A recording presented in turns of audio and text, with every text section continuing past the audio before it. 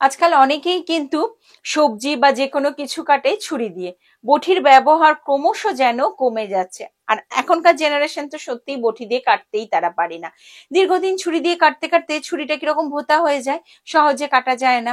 তো তুমি তো তখন ধার করাতে পারবে না, বা তুমি হয়তো বাইরে গিয়ে আর একটা নতুন ছুরি নিয়ে এলে সেটাও করতে পারবে না। তাহলে ঘরের মধ্যে কিভাবে সেই ছুরিকে ধার দেবে তার সহজ পদ্ধতি আমি জিনিয়াস টুকিটাকিতে তোমাদের শোনাবো।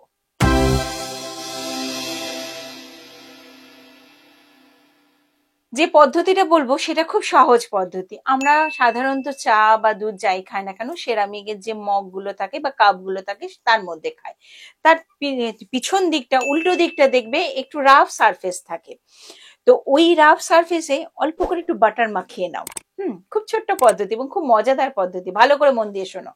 বাটার মাখিয়ে নিলে এবং তার উপরে যে নুন যেটা ব্যবহার করি, লবণ যেটা সল্ট, সেটা একটু লাগিয়ে নিলে চারিদিকে ভালো করে এইবার ছুরিটাকে ধরে ভালোভাবে ওর ওপর ঠিক এরকম এরকম ভাবে ঘষতে থাকো।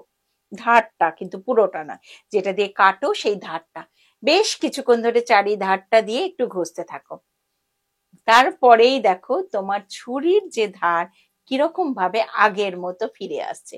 খুব সহজ পদ্ধতি, মজাদার পদ্ধতি, এবং করেও কিন্তু তোমরা বেশ মজা পাবে। আর এই পদ্ধতিটা সকলকে জানানো খুব জরুরি, সেই কারণে শেয়ারও করতে হবে। আর ছুরির এই ভোঁতা ছুরির ধার দেওয়ার উপায় যদি তোমাদের কাছে আরো জানা থাকে অবশ্যই আমাকে কমেন্ট করে জানিও, তাহলে আমারও কিন্তু শেখা হয়ে যাবে। শেয়ার করতে ভুলবে না। খুব ভালো থেকো বন্ধুরা। নমস্কার।